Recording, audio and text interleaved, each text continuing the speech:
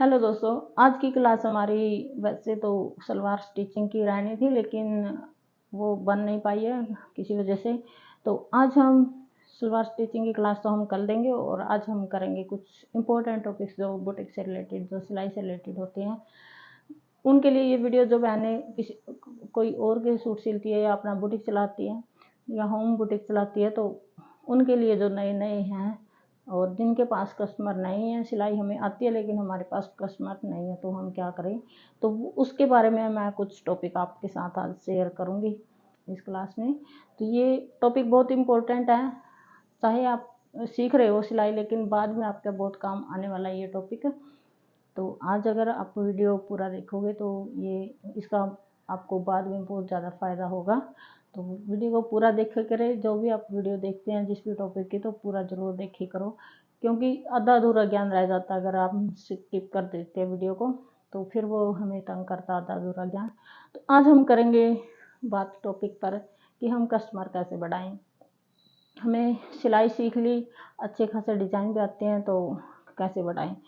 तो कुछ तो ट्रेडिशनल मेथड है और बहुत पुराने मेथड है, कुछ नए मेथड है।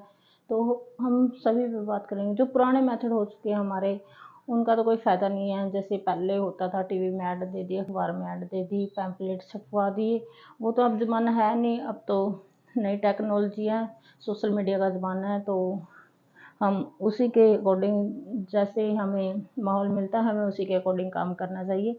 सबसे इम्पोर्टेंट बात ये होती है, चाहे आप काम कोई भी कर रहे हो, लेकिन जो चल रहा है आज के टाइम में, ट्रेंड में है, हमें उसी के अकॉर्डिंग काम करना होगा, तभी हमें कामयाबी मिलेगी। और अगर हम पुराने मेथड पे खड़े रहें और तो वो तो बिल्कुल बेकार है, हमारा टाइम भी वेस्ट होगा और ना हमें कुछ भी हासिल होने वाला उससे। तो आप, जैसे सोशल मीडिया का ज़माना है, तो सोशल मीडिया के थ्रू ही आप अपना एडवर्टाइजमेंट कीजिए, आप अच्छे अच्छे डिज़ाइन निकालिए, सेविंग टिप्स आप दीजिए, और उनको अपने साइट पे, इंस्टाग्राम, व्हाट्सएप, फेसबुक, कोई भी अगर सोशल मीडिया पे आप जुड़े हैं, तो उसी साइट पे आप अपलोड करते रहिए अपने डिज़ाइन। और सबसे पहले आप ध्यान दीजिए अपने लोकल कस्टमर पर। अगर आपके पास लोकल कस्टमर आते रहेंगे, तो फिर ऑटोमेटिकली आप, अगर लोकल कस्टमर का आप पर विश्वास है, तो वो बाहर से भी कस्टमर आपके पास लेकर आएगा। और वैसे भी अगर पूछा पाछी ऐसे ही होता है लोकल एरिया में, तो अच्छा कीजिए। स्टार्टिंग में आपको थोड़ा सा लॉस ज़रूर होगा टाइम का। आप जिसका भी आप सूट बना रहे हैं, उसको अच्छे से ध्यान से उसकी कटिंग, स्टिचिंग, सारा कुछ उसको प्रॉपर तैयार करके आप दीजिए। तो अगर कस्टमर को सूट पसंद आएगा तो दोबारा भी आपके पास आएगा। और अगर आपने पहली बार में बिगाड़ दिया सूट, तो फिर वो आपके पास दोबारा नहीं आएगा।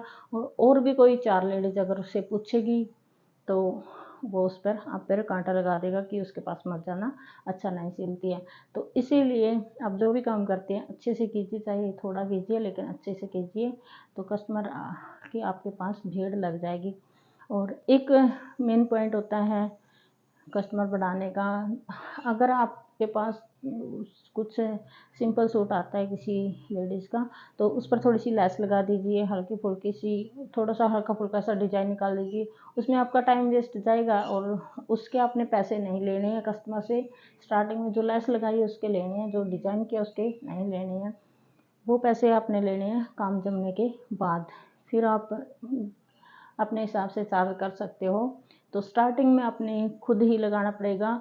नाम कमाने के लिए हमें खुद से लगाना पड़ेगा, तभी हमारा कुछ हमें हासिल होगा, कामयाबी मिलेगी। तो डिज़ाइन आप हल्का फुल्का सा, बहुत ज़्यादा आपको निकालने की ज़रूरत नहीं है, उसमें बहुत टाइम लगेगा। लेकिन हल्का फुल्के से डिज़ाइन आप निकालोगे तो आगे जो हैवी डिज़ाइन है वो अपने आप डिमांड आएगी आपके पास, तो फिर आप वो कर सकते हो। और एक होता है, कई बार हमारा फैब्रिक बच जाता है। आजकल फैब्रिक बचता तो बहुत कम है, ऑल ओवर सूट जो आते हैं उनमें से बच जाता है थोड़ा बहुत, बाकी जो मैचिंग के सूट आते हैं उनमें कोई फैब्रिक नहीं बचता, पूरा पूरा ही बड़ी मुश्किल से मिलता है। लेकिन फिर भी जो भी बचता है, अगर किसी का सूट इतना हैवी नहीं है तो फैब्रिक बचे तो पकड़ा दीजिए कस्टमर को अपना। तो उससे क्या है, बॉन्डिंग बनी रहेगी आपके कस्टमर के साथ, विश्वास बना रहेगा कि कपड़ा है। और अगर कोई मांग रहा है तो चाहे उसकी 10 इंच की ही कतरन क्यों ना, उसको वो भी दे दीजिए, क्योंकि जो सिलाई करते हैं उनके पास वैसे ही ऑटोमेटिकली बहुत सारी कतरन इकट्ठी हो जाती है, फेंकनी भी औखी हो जाती है। तो आपने क्या करना है, आपने जो भी अगर मांग रहा है तो उसको दे दीजिए, अगर और भी कोई मांग रहा है तो उसको भी दे दीजिए।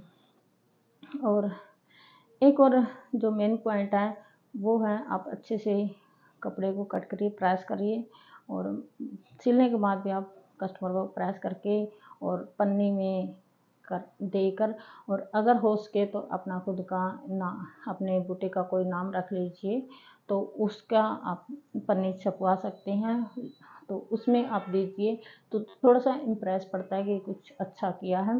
तो कहने का मतलब ये है कि औरों से कुछ अच्छा करना, आपने टाइम देना है काम को।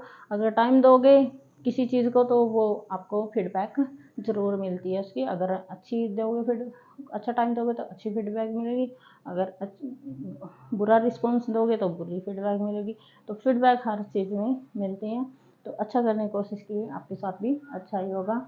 और इस तरह से अगर आप काम करोगे कुछ टिप्स अपनाकर, और जो सोशल मीडिया पे है आपने जो डिज़ाइन है कुछ एक्स्ट्रा करके आप डालते रहिए, तो उससे क्या होता है, आपके बाहर के कस्टमर भी आते रहेंगे। लोकल तो आपके हैं ही, तो बाहर के भी इससे क्या आपको आते रहेंगे। तो इस तरह से आप ये कुछ टिप्स अपना सकते हैं। तो आज का टॉपिक हम यहीं बंद करते हैं, और कल